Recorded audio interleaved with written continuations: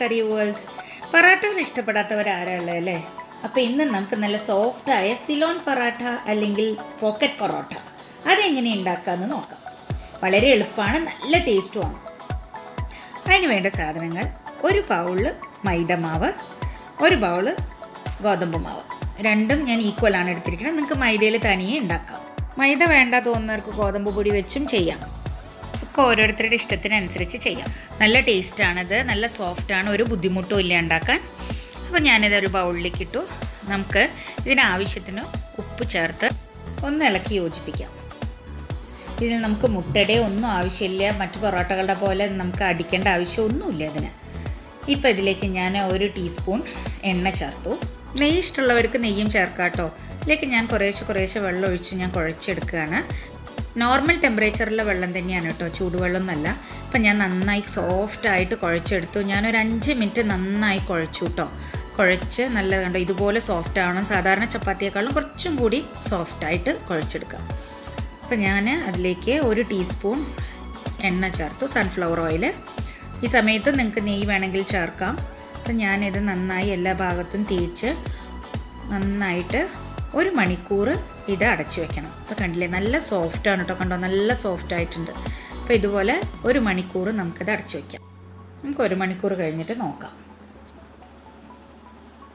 ഇപ്പോൾ 1 മണിക്കൂർ കഴിഞ്ഞിട്ടുണ്ട്. കണ്ടോ, നമ്മുടെ മാവ് നന്നായി ഒന്നും കൂടി സോഫ്റ്റായി. ഞാൻ വീണ്ടും ഒരു 5 മിനിറ്റും കൂടി ഞാനിത് നന്നായിട്ട് കുഴയ്ക്കുന്നുണ്ട് കേട്ടോ. അപ്പോൾ ഞാൻ വീണ്ടും 5 മിനിറ്റും കൂടി കുഴച്ച് നല്ല സോഫ്റ്റാക്കി ഒന്നും കൂടി. ഇനി നമുക്ക് ചെറിയ ഉരുളകളാക്കി ഉരുട്ടിയെടുക്കാം. ഉരുളകളൊക്കെ അവനവൻ്റെ ഇഷ്ടമാണ്, അതിനനുസരിച്ച്. ഇപ്പോൾ ഞാൻ ചപ്പാത്തിക്ക് സാധാരണ എടുക്കണ അതേ വലുപ്പത്തിലുള്ള ഉരുള തന്നെ എടുത്തിട്ടുള്ളൂ. ഒരുപാട് വലുതുമല്ല, ഒരുപാട് ചെറുതുമല്ല. അങ്ങനെ നമുക്കെല്ലാം ഉരുട്ടിയെടുക്കാം. അപ്പോൾ ഞാൻ എല്ലാം ഉരുട്ടിയെടുത്തിട്ടുണ്ട്.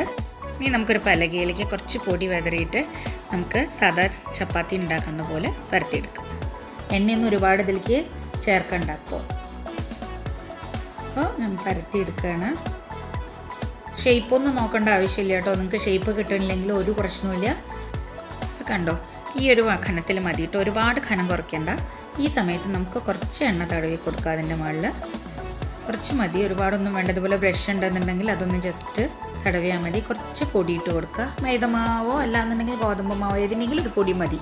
പിന്നെ നമുക്കിത് മുകളിൽ നിന്നൊന്ന് മടക്കാം, മറ്റേ താഴെ നിന്നും മടക്കാം. ഇനി സൈഡിൽ നിന്നും പകുതി വരെ മടക്കി വയ്ക്കുക, മറ്റേ സൈഡിൽ നിന്ന് അറ്റം വരയ്ക്കുക. കണ്ടോ, ഇതുപോലെ നമുക്ക് ഒരു സ്ക്വയറായിട്ട് നമുക്ക് പരത്തിയെടുക്കണം. അപ്പോൾ ഇങ്ങനെ പരത്തി നമുക്ക് പരത്തിയെടുക്കാം. ഇപ്പോഴും അതെ, ഒരുപാട് ഖനം കുറഞ്ഞ് പരത്തേണ്ട ആവശ്യമില്ല. കുറച്ചൊരു ഖനത്തിൽ, ഒരുപാട് ഖനമില്ല എന്നാൽ ഒരുപാട് ഖനവും പാടില്ല, അങ്ങനെ പരത്തിയെടുക്കുക. ഇനിയിപ്പോൾ ഇതിൻ്റെ മുകളിലേക്ക് ഒരു തവണയും കൂടി നമുക്കൊന്ന് ജസ്റ്റ് എണ്ണ തടവി കൊടുക്കുക. ഇതിലൊന്നും ഒരുപാട് എണ്ണ വരണില്ല കേട്ടോ, കുറച്ചൊന്ന് എണ്ണ തടവണേ ഉള്ളൂ. പിന്നെ പൊടിയിട്ട് കൊടുക്കുക. വീണ്ടും നമുക്ക് അതേപോലെ തന്നെ മുകളിൽ നിന്ന് മടക്കി, താഴെ നിന്ന് മടക്കി, സൈഡിൽ നിന്ന് പകുതി വരെ, പിന്നെ ഈ സൈഡിൽ നിന്ന് പുറത്തേക്കും.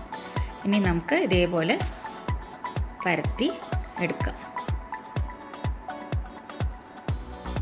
നല്ല ലെയറായി കിട്ടും കേട്ടോ, നന്നായി പൊള്ളച്ച് വരും. നമ്മൾ ചുട്ടെടുക്കുമ്പോൾ നല്ല മണവും ടേസ്റ്റുമാണ് ഇതിന്. നല്ല സോഫ്റ്റായിട്ട് കഴിക്കാൻ പറ്റും നമുക്ക്. ഇപ്പോൾ കണ്ടോ നമ്മുടെ ആയി. ഇപ്പോൾ ഇത് കണ്ടോ, കുറച്ച് കനത്തിൽ, എന്നാൽ നല്ല ഖനവും പാടില്ല. നമുക്ക് പാനിൽ വെച്ച് ചുട്ടെടുക്കാം. അപ്പോൾ ഇതിൽ ഞാൻ എണ്ണയൊന്നും ചേർക്കണില്ല കേട്ടോ. നിങ്ങൾക്ക് വേണമെങ്കിൽ എണ്ണ നെയ്യൊക്കെ ചേർക്കാം. ഞാൻ പാകത്ത് നമ്മൾ എണ്ണ തേച്ചിട്ടുള്ളതുകൊണ്ട് ഞാൻ ഒരുപാട് എണ്ണ ഇതിൽ ചേർക്കണില്ല. നന്നായി കണ്ടോ പൊള്ളച്ച് വരുന്നുണ്ട്, നല്ല ഫ്ലഫി ആയി വരുന്നുണ്ട്. ഇന്ന് നമ്മൾ ചപ്പാത്തിയൊക്കെ കഴിക്കുന്നതല്ല, അതൊന്നൊരു വെറൈറ്റി ആയിട്ടുള്ളൊരു വിഭവമല്ലേ ഇത്. നല്ല മട്ടൻ കറിയോ ചിക്കൻ കറിയോ കുറുമയോ, ഇനി അതൊന്നും ഇല്ലെങ്കിലും നല്ല ജാമാണെങ്കിലും കൂടി അടിപൊളി ടേസ്റ്റാണ് കേട്ടോ കഴിക്കാൻ. അപ്പം നമ്മുടെ സിലോൺ പൊറോട്ട ഇവിടെ റെഡിയായി. നമുക്ക് ഇതുപോലെ എല്ലാം ചുട്ടെടുക്കാം. ഇഷ്ടപ്പെട്ടാൽ ലൈക്ക് ചെയ്യാനും ഷെയർ ചെയ്യാനും മടിക്കരുത്.